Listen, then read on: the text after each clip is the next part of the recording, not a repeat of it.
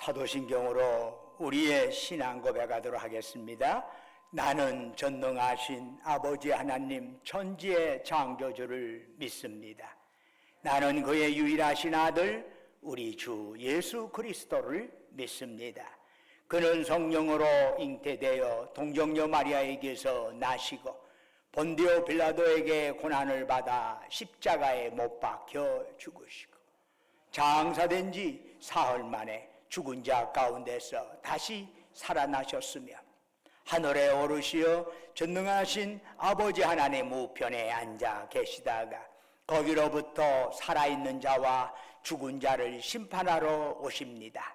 나는 성령을 믿으며 거룩한 공교회와 성도의 교제와 죄를 용서받는 것과 몸의 부활과 영생을 믿습니다. 아멘. 자리에 앉으셔서 찬송가 31장 부르시겠습니다.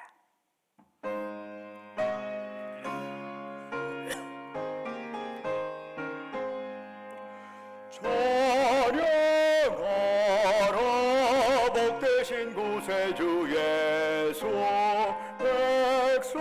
백성들아 사랑을 전하세 경배하라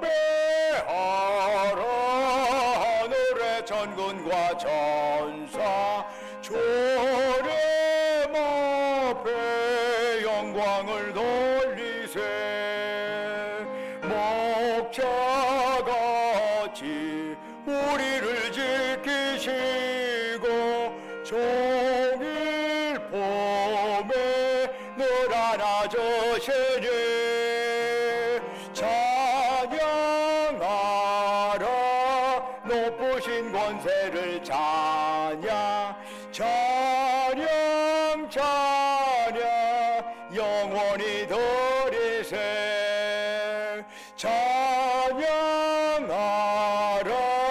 복되신 구세주 예수 우리 대신 죽임을 당했네 구주 예수 영원한 구원의 소망 경배하며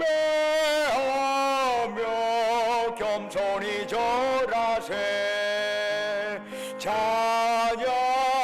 찬양하라 우리 죄 지신 예수 그의 사랑 한없이 크셔라 찬양하라 높으신 권세를 찬양 찬양 찬양 영원히 두리세 찬양하라 복되신 구세주 예수 천사들아 즐겁게 찬양해 구주 예수 영원히 다스리시니 면류관을 주 앞에 드리세 구주 예수 세상을 이기시고 영광 중에 또다시 오시리 찬양하라 높으신 권세를 찬양 찬양 찬양 영원히 두리세 아멘. 예배를 위해서 박인선 장로님 나오셔서 기도하십니다.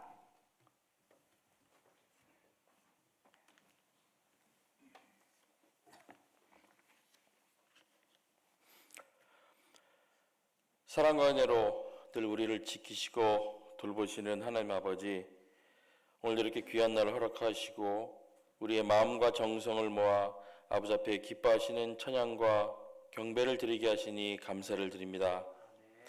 들판에 곡식이 물을 있게 하시고 가지마다 풍성한 열매를 맺게 하시는 이 결실의 가을에 아버지 앞에 영광을 올려드리니 온전히 받아 주시옵소서.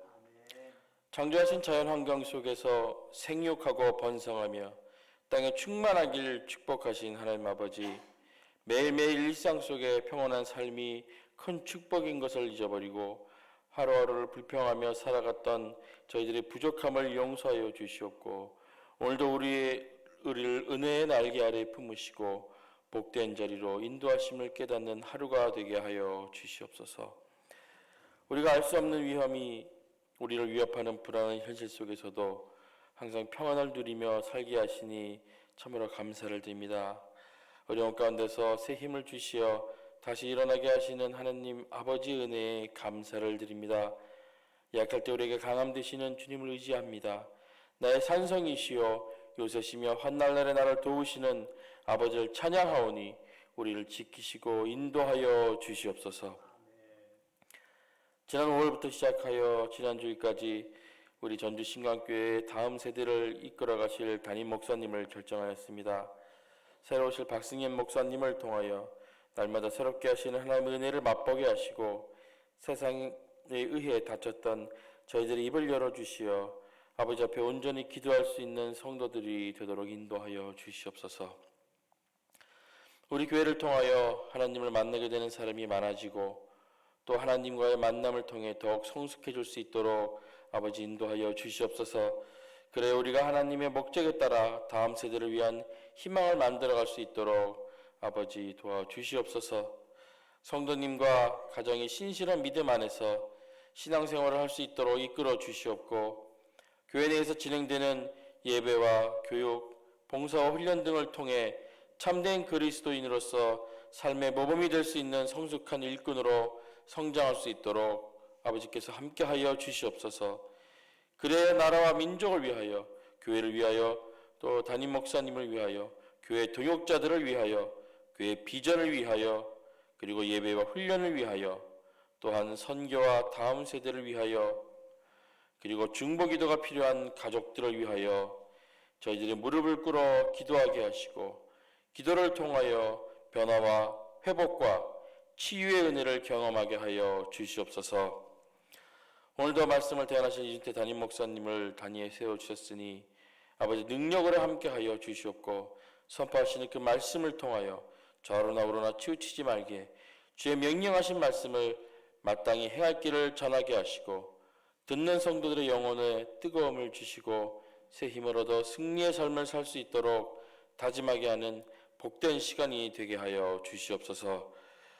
온 산천이 붉게 물든 아름다운 계절에 한숨이 변하여 기쁨이 되게 하시고 눈물이 변하여 찬송이 되게 하시는 여호와 하나님을 찬양하는 기쁨의 예배가 되게 우리의 마음을 다스려 주시길 원하고 바라오며 우리를 구원하신 예수 그리스도의 이름으로 기도드립니다.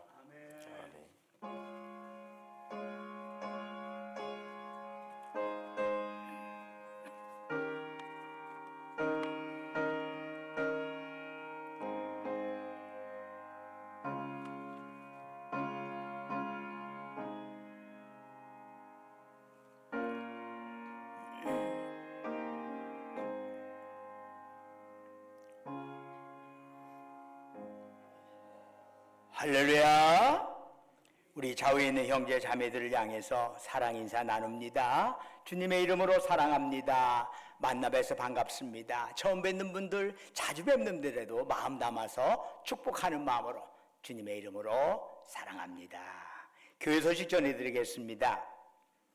오늘은 창조절 9째 주일이자 종교개혁 주일입니다. 특별히 오늘은 10월의 5째 주일입니다.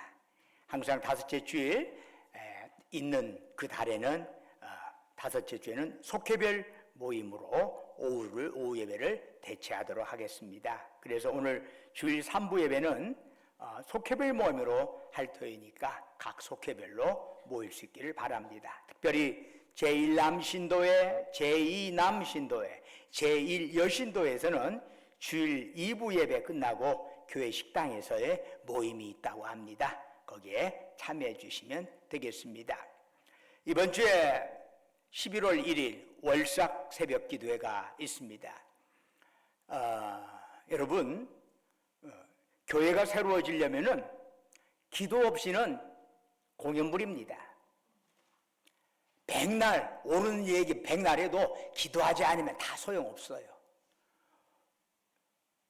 뭐뭐 해야 한다고 하는 당위성만을 이야기하고는 소용이 없어. 내 손발이 움직이지 않으면 안 되는 것이. 기도로 나가고 말씀으로 나가고 앞장서야 되는 것이지, 백날 앞에다 좋은 거 놔가고 뭐합니까? 우리가 기도하지 않으면 아무것도 이루어질 수 없습니다. 우리 믿는 자들에게 있어서의 진짜 기도는 필수품입니다. 옵션이 아닙니다. 여러분들, 우리 신광교회가 제대로 되기를 원합니까? 기도하십시오. 여러분들의 가정이 제대로 원하십니까? 기도하십시오. 기도는 다른 어떤 이유가 될 수 없습니다. 뭐 때문에 나 기도 못하겠다, 뭐 때문에 기도하기 싫다, 이런 거 아닙니다. 기도는 아직 내가 살아있으면 그것으로, 그 힘으로 기도하는 것입니다. 11월 이제 가을 들어가고도 가을 이제 짙어지고 겨울이 다가오게 됩니다. 우리 인생의 겨울도 가을 되면 겨울 오는 거 아닐까요? 준비해야 합니다. 기도로 준비하시고, 특별히 매 달마다 하는 이 월삭 새벽기도에 여러분 모두가 적극적으로 참여해 주시기를 부탁의 말씀드리겠습니다. 지난주에 공동회의를 했습니다. 2023년 10월 22일에 그 결의 내용을 주보에 제가 실었습니다. 박승현 목사를 전주신과 함께 후임 담임 목사로 청빙하기로 하다 해서 결의가 되었습니다. 여러분들이 이를 위해서 많이 기도해 주시고, 또한 새로 오신 목사님을 기도할 뿐만 아니라 이제 내년 3월에 되면 제가 노예에서 사임 은퇴를 할 것입니다. 그 과정에도 하나님께서 함께 해 주시라고 여러분들이 많이 저를 위해서도 기도해 주시기를 바랍니다. 아직 주님께서 저로 하여금 또한 또 다른 형태의 꿈을 꾸게 하시는 것을 저는 알고 있습니다. 그것을 통해서 아직 살아있고 생명이 있는 것은 신앙에 있어서는 은퇴가 없습니다. 여러분, 교회 직분은 은퇴가 있지만 신앙은 은퇴가 없습니다. 주님이 주실 아직 건강이 있고 아직 맑은 정신이 있다면 주님 부르시는 그날까지 충성하는 것이 당연한 도리입니다. 이를 위해서도 저도 나름대로 기도하고 준비하고 있습니다. 여러분들이 함께 많이 기도해 주시면 감사하겠습니다. 그리고 다음 주일에 재직회 3, 4분기 재직회가 있습니다. 3부 예배 직후에 재직회가 있고, 재직회 직후에 곧바로 당회가 시행이 될 것입니다. 다음 주에 다 재직회와 당회가 함께 있을 예정입니다. 이번 주에 화요일에 한국기독교장로회 제25기 장로교육이 대천 한화리조트에서 있습니다. 또한 우리 전북노회 제3차 임시노회가 이번 주 목요일 오전 10시 전주 예복교회당에서 있습니다. 나머지는 주보를 참조해 주시고 찬송가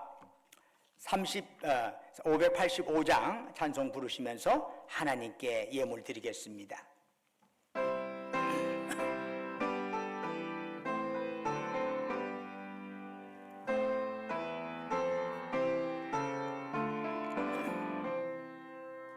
내 조는 강한 성이요 방패와 병기 되시니 가난의 소리를 고하여 내시리로다. 예원수마기는 이때도 힘을 써 머략과 권세로 무기를 삼으니 천하에 누가 당하랴. 내 힘만 의지할 때는 패할 수밖에 없도다. 힘있던 장수 나와서 날 대신하여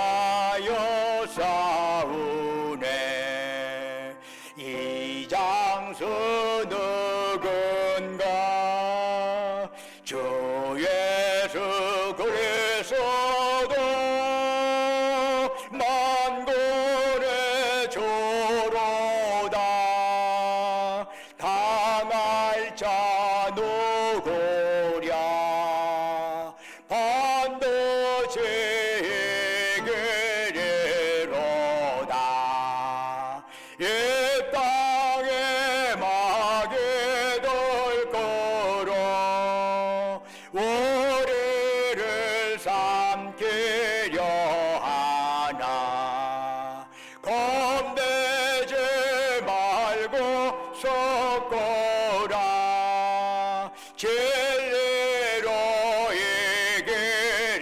이기리로다 친척과 재물과 명예와 생명을 다 빼앗긴데도 진리는 살아서 그 나라 영원하리라.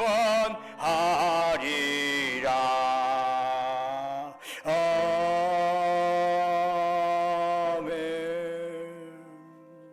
은혜와 사랑이 충만하신 아버지 하나님, 거룩한 성의를 저희들에게 허락하여 주시고 이 시간 주의 전에 나와서 이처럼 예배드릴 수 있도록 저희들의 몸과 마음을 이곳으로 지금까지 보살피시고 인도하신 주님, 이 시간 저희들 주님을 앙망하면서 우리의 마음, 뜻, 정성, 힘 다하여 주님께 예배드리오니 이 시간 오직 주만이 우리가 드리는 찬양, 영광 주님 홀로 받으시옵소서.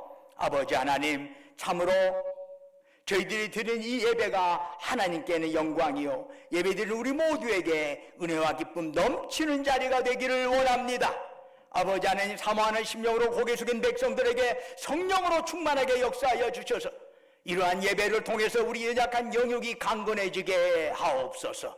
예배를 통해서 우리 얽히고 설킨 문제가 해결받는 역사가 일어나게 하옵소서. 지난 한 주간도 주님의 은혜 안에 살게 하시고 오늘 거룩한 성일 맞이하여 주 앞에 나올 때 우리의 정성을 담아 소중한 물질을 주께 바치게 하심을 감사드립니다.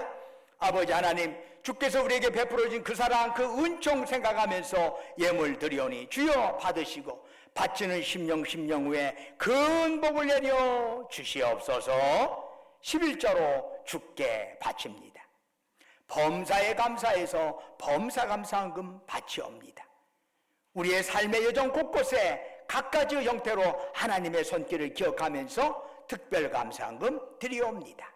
매주마다 주님과 약조한 주정헌금 바칩니다. 너희는 땅끝까지 가서 내 증인 되어라. 주의 말씀 가슴에 새기면서 우리가 직접 몸으로 갈 수 없지만 보내는 선교사역과 감당하기 위하여 해성경금, 국내성경금 드리옵니다. 우리 주변의 어려운 이웃들을 생각하면서 긍휼의 마음 담아 사랑 나눔헌금 바칩니다. 또한 우리 교회 여러 시설을 안타깝게 여기면서 주님 앞에 작정하며 시설 목적헌금 바치옵니다. 그 밖에 각자의 처지와 형편에 따라 서운하며 간구하며 주님 앞에 예물 드리오니 원하옵건대 이들의 기도의 제목 귀 기울여 주시고 주님 가장 적절한 때 가장 적절한 방식으로 응답하여 주시옵소서. 아버지 하나님, 특별히 꽃으로, 목소리로, 몸으로 여러 형태로 또한 이름 없이 빛도 없이 주께 헌신하고 헌물하는 그들을 기억하여 주옵시고 그들의 섬김 받으시고 하늘 상급으로 가득 채워 주시옵소서. 아버지 하나님, 예물 쓰이는 곳곳마다 오직 복음의 역사가 나타나게 하시고 주님 영광만 크게 드러나게 하옵소서.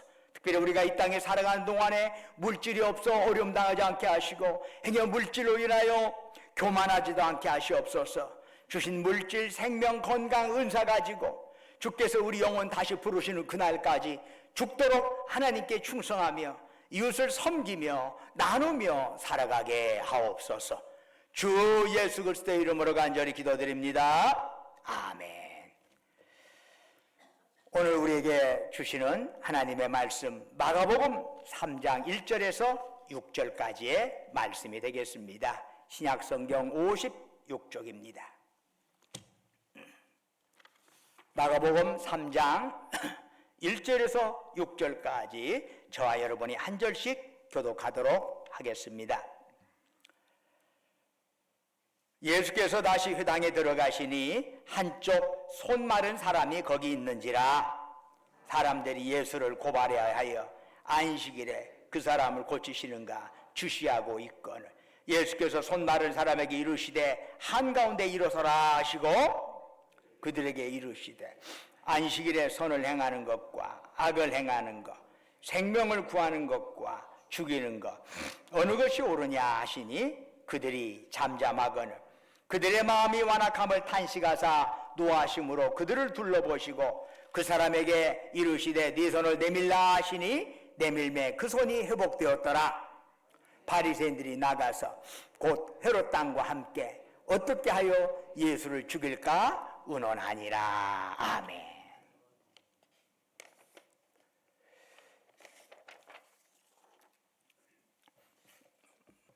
오늘 이 예배에 참여한 여러분 모두에게, 그리고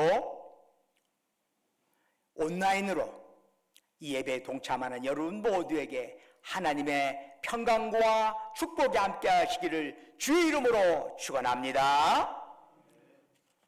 오늘은 종교개혁 506주년을 기념하는 주일입니다. 주후 16세기 마틴 루터는 독일 비텐베르크 대학의 교수로 임용이 되었습니다. 그는 대학에서 성경을 가르쳤는데 그러면서 로마 가톨릭 교회의 모순과 오류 그리고 신부들의 타락상을 알게 되었습니다. 그래서 1517년 10월 31일 비텐베르크 성당 대문에 유명한 95개조의 반박문을 내걸었습니다. 그 주요 논제는 교황권, 고해성사, 면죄부 등에 초점이 맞춰져 있는데 그러면서 교회 개혁의 필요성을 강력히 요구하였습니다. 루테의 95개조 반박문은 2주 만에 독일 전역에 퍼졌고 여기저기서 동조자들이 생겨났습니다. 로마 교황청은 루터를 파문하겠다고 유업을 하였고 마침내 교황청은 1521년 4월에 루터를 파문하였습니다. 그러나 루터는 굴하지 않고 자신의 개혁적인 결단을 계속 전개해 나갔습니다. 루터의 개혁 작업은 여러 지역에서 동조자들을 이끌어내면서 하나의 신앙 세력을 형성하게 되었는데 이들의 핵심적인 사상은 몇 가지로 요약할 수 있습니다. 첫째로 오직 믿음으로만 구원을 얻는다라고 하는 거지요. 당시 로마 가톨릭은 구원을 받으려면 인간의 노력이 필요하다. 하나님의 은혜만 갖고는 안 되고 인간의 노력이 있어야만 구원이 완성될 수 있다라는 주장을 했습니다. 그래서 고행도 하고 선한 공적도 쌓아야만 구원에 이를 수 있다. 이에 대해서 루터는 구원의 주도권은 오직 우리에게 있는 게 아니라 하나님에게만 있다는 사실을 강조하고 있습니다. 우리는 오직 그분을 믿음으로써만 구원에 이르게 된다는 것입니다. 이런 주장은 당시 로마 교황청이 판매한 면죄부의 강력한 반대를 의미하곤 했습니다. 구원은 선행으로 얻을 수 없고 더욱이 돈을 주고 면죄부 산다고 얻을 수 있는 건 아니라는 주장입니다. 구원은 오직 하나님의 절대적 주권에서만 그분이 우리에게 베푸는 은혜 안에서만 가능한 것이지 그것을 벗어난 그 어떤 것에서도 구원에 얻을 수 있는 방법 없다. 이렇게 주장한 것이죠. 둘째, 오직 성서만이 우리 신앙의 절대적 표준이요 규범이라는 것입니다. 당시 로마 가톨릭은 교황의 가르침이나 칙령에 성서와 동일한 권위를 부여하였습니다. 이에 대해 루터는 오직 성서만이 우리 신앙의 기준이라는 주장을 합니다. 오직 또한 루터는 교황만이 성서에 흠없는 해설자가 아니라 로마 교황청의 주장을 거부하면서 성서를 사랑하는 사람은 누구나 교황보다 훌륭한 해석가가 될 수 있다. 이런 주장을 하였습니다. 셋째는 만인 사제론입니다. 로마 가톨릭 교회는 교황을 정점으로 피라미드식의 계층 구조로 형성되어 있고 사제들의 고난이 특별히 강조되어 있습니다. 이에 대해서 루터는 로마 가톨릭 교회의 계층 질서를 반대하면서 만인 사제론을 주장을 하게 됩니다. 만인 사제론이라는 것은 교회 안에서 누구나 목사가 되고 누구나 장로 되고 누구나 집사가 된다 그런 뜻이 아닙니다. 만인 사제론은 성도들은 세상을 향하여 사제로서의 역할을 감당할 수 있다는 얘기입니다. 어디에서? 세상에서. 교회 안이 아니라 세상에서 당연히 그들에게 복음을 전하고 말씀을 전하고 그들에게 축복을 할 수 있는 그런 역할을 해낼 수 있다라고 하는 주장인 것입니다. 또 그래야 한다는 것이죠. 이처럼 16세기 종교개혁은 새로운 교단을 만들자는 것이 아니라 성경에 입각하여 기존의 잘못된 교리와 전통을 개혁하려는 시도라 할 수 있습니다. 그러기에 종교개혁, 더 정확히 말하면 교회개혁은 과거의 역사적 사건으로 끝나는 것이 아니라 지금도 그리고 앞으로도 계속되어야 할, 진행되어야 할 운동인 것입니다. 왜냐하면 인간은 자신의 욕망을 채우기 위하여 얼마든지 교리와 전통을 이용할 수 있고, 결국엔 그러다 보면 교리와 전통의 본래적인 의미가 사라지고 문자적으로 그걸 받아들이면서 귀에 걸면 귀걸이, 코에 걸면 코걸이식으로 교리와 전통을 얼마든지 사용할 수 있기 때문입니다. 얼마든지 그렇습니다. 교리와 전통은 특정한 역사적 상황 속에서 나온 것입니다. 그런데 이것이 특정한 역사적 상황은 빠지고 교리와 전통만 남으면, 그리고 마음대로 적용을 하면 실제 그것이 가지고 있던 그 의미는 극히 퇴색될 수밖에 없는 것입니다. 얼마든지 이용당할 수 있는 것이요. 나는 문자적으로 교리를 난 따른다. 이거 올바른 거 아니에요. 이를테면은 어머니가 자녀들에게, 어린아이가 칼을 만질 때 칼 나빠 라고 했어. 그러면 아이가 커서도 우리 엄마가 나한테 얘기했어, 칼은 나쁜 거라고. 그래서 칼을 가까이 하지 않냐고, 면도칼도 안 만지고 부엌칼도 안 만진다면 이게 엄마의 뜻을 제대로 이해하는 겁니까? 아니야, 엄마가 그렇게 말씀하셨어, 그러니까 나는 칼은 절대 손 안 대. 이런다면은 실제로 엄마의 뜻을 크게 왜곡한 것입니다. 문자적으로는 엄마의 뜻을 따르지만 실제로는 엄마의 뜻을 등에 돌린 것입니다. 교리라고 하는 건 그런 것입니다. 교리는 어느 전통, 어느 역사적인 상황 속에서 나왔느냐, 그때의 그 의미가 무엇이냐를 정확하게 캐치를 하고, 그것이 오늘날 우리에게는 어떤 의미가 있을까에 대한 재조경이 있어야 이게 올바른 교리를 이용하는 것인데, 만약에 교리 자체를 문자로 들어가지고 상황과는 전혀 다르게 적용한다면 교리가 엉망이 되는 것이죠. 왜 그렇게 할까요? 사람이 자기의 욕망을 위해서 교리를 이용하기 때문인 것이죠. 인간에게는 과거로부터 내려오는 전통을 끝까지 고수하고자 하는 욕망이 있어요. 왜 그래요? 전통은 우리에게 익숙하고 편안함을 주기 때문입니다.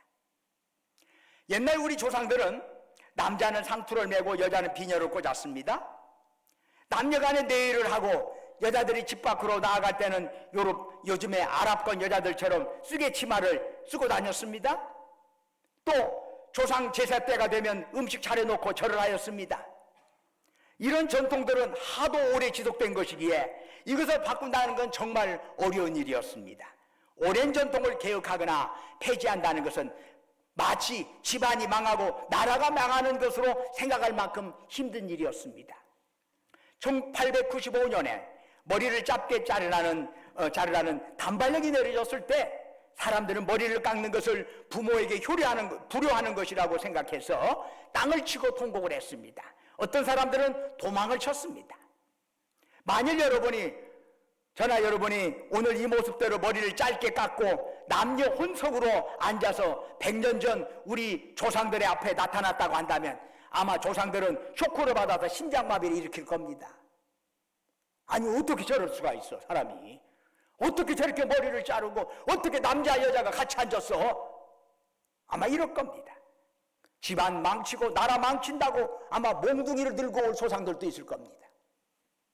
그러나 여러분, 그처럼 굳게 지켜오던 전통도 고쳐졌습니다. 지금은 머리를 길게 기르는 것이 오히려 이상할 정도로 대부분의 사람들은 머리를 짧게 깎습니다. 그런 것을 보면 인간에게는 과거의 전통과 유산을 그대로 보존하는 욕구가 있는가 하면 또한 그것들을 새롭게 고치고자 하는 욕구도 있는 것 같습니다. 결국 인간의 역사는 이러한 전통과 개혁이 서로 만나서 이것에서 충돌하면서 또한 새로운 길로 모색해가는 과정이라 할 수 있을 것입니다. 오늘 우리가 읽은 본문에는 당시 유대인들이 신앙처럼 여기고 있던 전통 하나를 예수님께서 깨뜨린 사건이 나옵니다. 그것은 안식일에 병을 고치는 일이었습니다. 당시 유대인들, 특별히 하나님을 잘 믿는다고 하는 바리새인들에게 있어서 안식일에 병을 고친다는 것은 결코 용납될 수 없는 일이었습니다. 왜 그럴까요? 안식일에 병을 고친다는 것은 의술행위를 의미했고 그것은 안식일을 거룩히 지키라고 하는 제4계명에 정면 도전하는 것으로 간주되었기 때문입니다. 자, 오늘 본문을 보니까 어느 안식일에 예수님께서 회당에 들어가셨습니다. 그런데 마침 그곳에 한쪽 손이 마른 사람이 와 있었습니다. 사람들은 예수님이 안식일의 병을 고치나 고치지 않나 엿보고 있었습니다. 왜요? 고발거리를 확보하기 위해서입니다. 예수님은 그런 분위기 다 아시면서 손 마른 사람에게 한가운데 일어서라 명하셨습니다. 그리고 주변 사람을 향하여 질문을 하셨어요. 안식일에 선을 행하는 것과 악을 행하는 것, 생명을 구하는 것과 죽이는 것, 어느 것이 옳으냐? 답은 분명합니다. 당연히 선을 행하는 것이 옳고 당연히 생명을 구하는 것이 옳습니다. 그러나 그렇게 대답하면 이제까지 그들이 믿어왔던 것을 스스로 부인하는 결과가 되고 맙니다.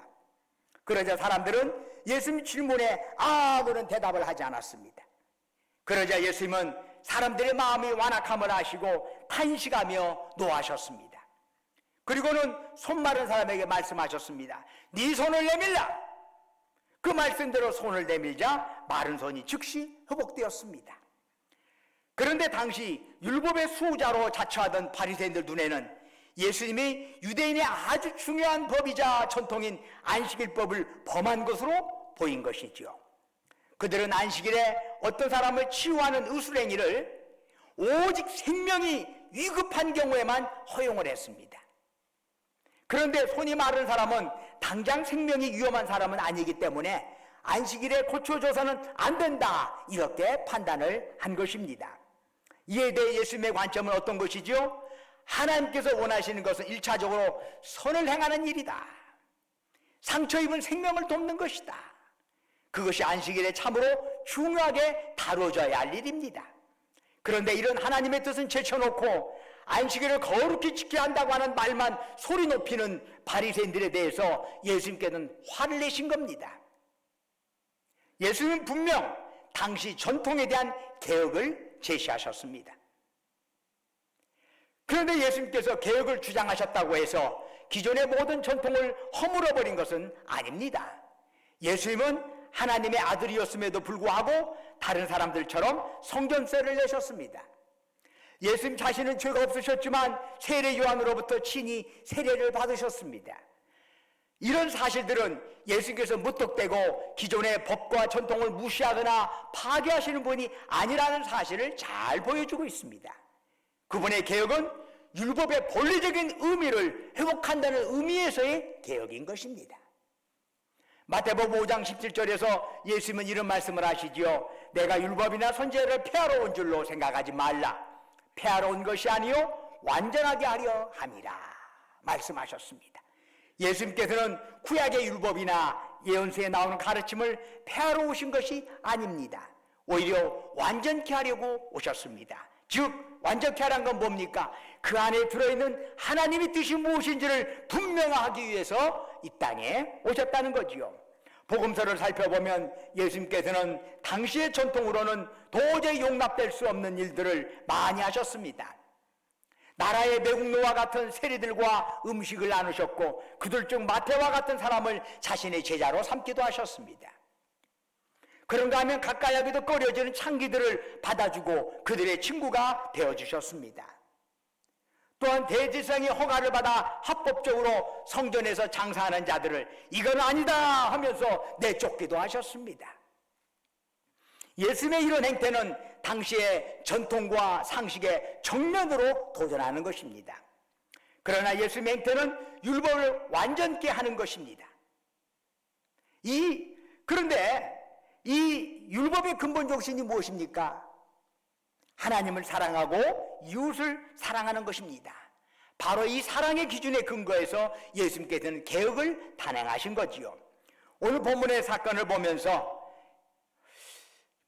이런 생각을 해봐요. 예수님께서 후태연모의 안식일법 그것 때문에 충돌을 할 필요가 있었을까?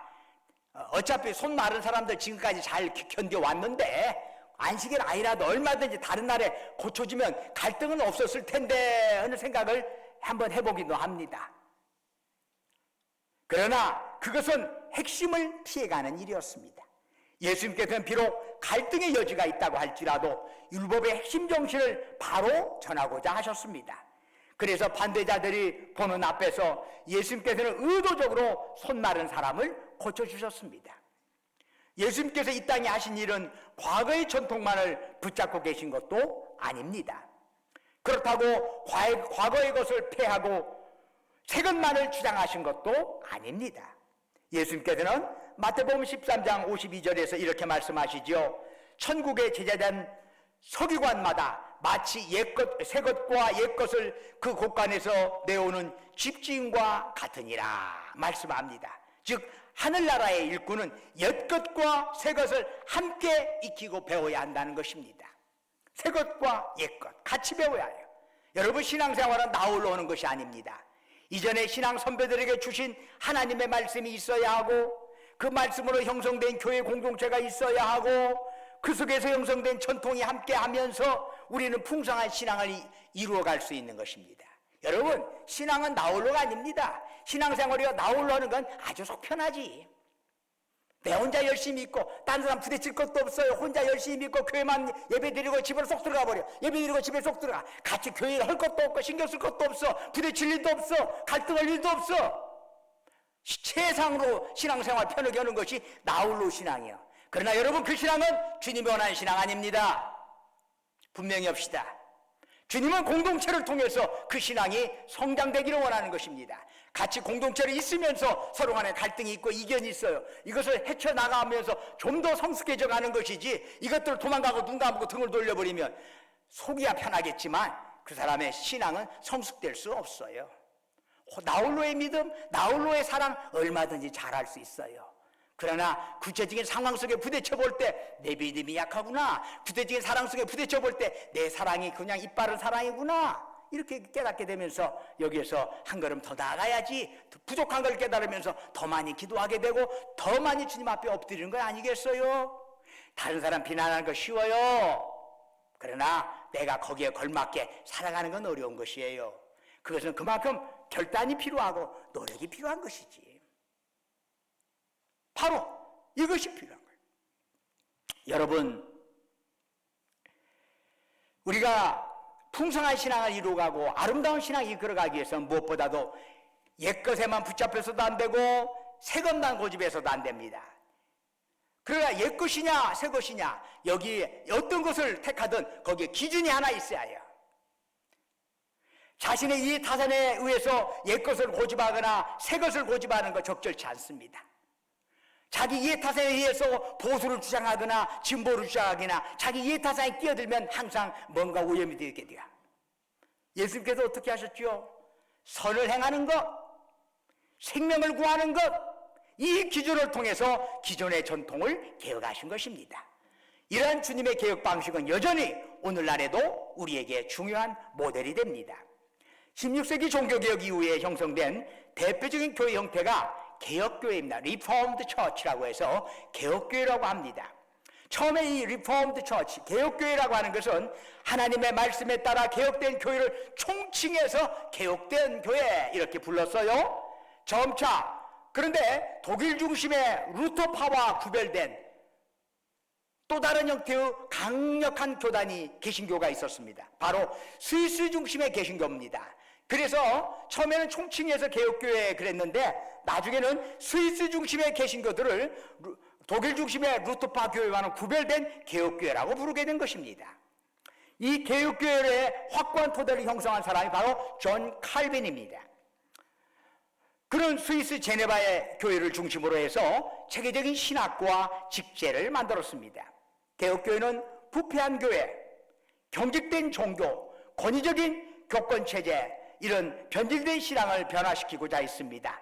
이런 일을 위해서 개혁교회는 무엇보다도 성경의 본질을 회복하고자 했습니다. 성경적 원리에 따라 교회 질서를 세우고 신자들의 철저한 자기 부정과 사회 변혁을 위한 실천을 강조했습니다. 여러분, 그래서 이 존 칼빈은 믿음의 사람들이 사업을 할 때도 믿음으로 해야 하고 공부를 해도 믿음으로 해야 하고 무엇으로 친구를 만나도 믿음을 가지고 만나야지. 사업 따로, 신앙 따로. 친구 만나는 거 사업 따로, 이게 신앙 따로. 이렇게 하면 안 된다. 그래서 믿는 사람의 성서적, 성경적 실천을 매우 강조한 사람이 존 칼빈입니다. 예, 믿음으로 구원받지요. 믿음으로 구원받는 것이 마치 그 밖에 모든 실천을 안 해도 된다는 것처럼 그렇게 확대해서 가면 전혀 잘못인 것이요.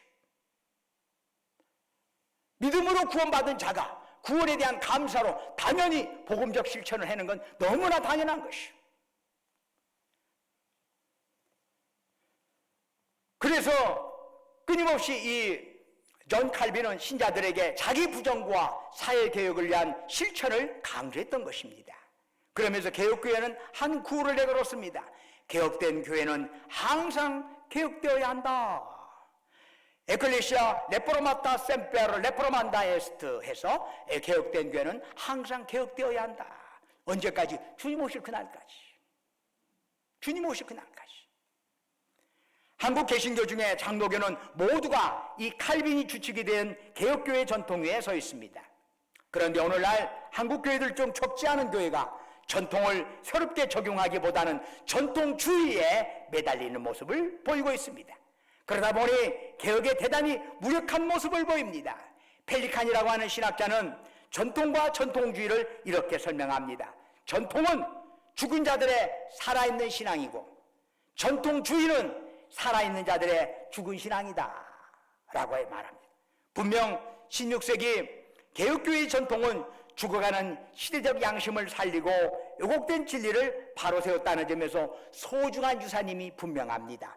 이들의 개혁으로 인하여 당시 타락했던 로마 캐톨릭까지도 반성하고 자체적으로 개혁운동을 일으켰다는 점에서 그 개혁은 살리는 운동이라 할 수 있습니다. 그렇다면 이 살리는 운동에 우리 모두가 함께 동참해야 하지 않겠습니까? 예수님은 옛것을 버리고 새것만을 찾는 분이 아닙니다. 그분은 옛것을 바로 익히고 새것을 깨닫게 하시는 분입니다. 그것이 주님의 개혁 방식입니다. 그 개혁의 기준은 뭐지요? 선을 베풀고 생명을 살리는 것입니다. 그것이 바로 교회가 나아가야 할 방향입니다. 우리끼리 있으니 너무나 좋다. 이렇게 우리끼리 모이니까 너무 좋다. 우리 헌금 내가지고 우리끼리 쓰자. 뭐 그런데 돈도 없는데 밖으로 나갈 거 뭐 있느냐. 여러분, 이건 주님 뜻하고는 아무런 관련이 없어요. 여러분, 우리 교회가 차고 넘쳐서 그 다음에 외부적으로 선교의 사역을 눈을 돌린다? 아니에요.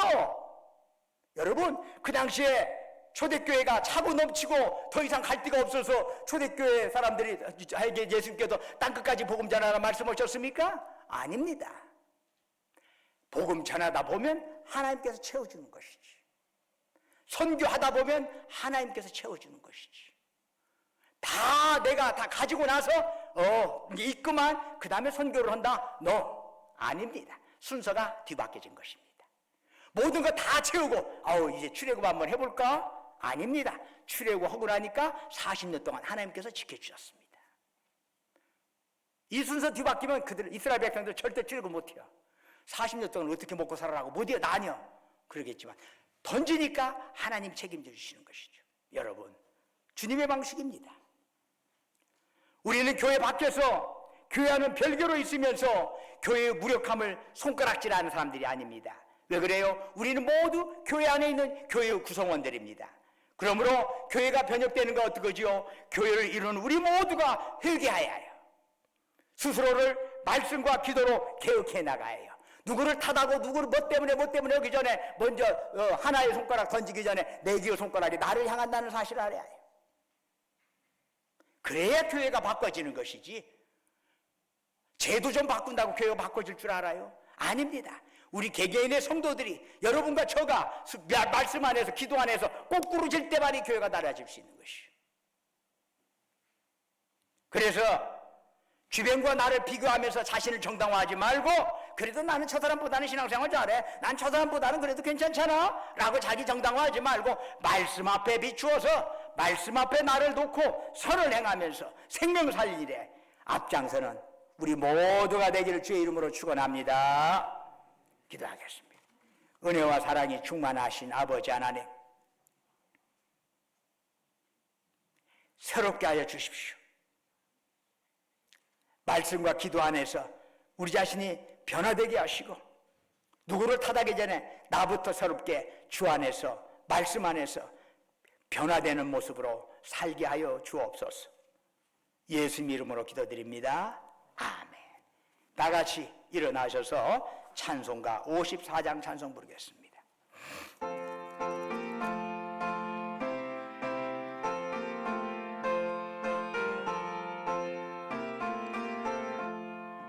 주여 복을 구하오니 별에 가게 하시고 사람마다 저래로 얘기도록 하시고 광야 같은 세상에서 항상 인도하소서. 주의 복된 말씀 듣고 무한 감사합니다. 구원받은 주의 성도 열매 맺게 하시며 하나님이 우리 함께 항상 계시옵소서.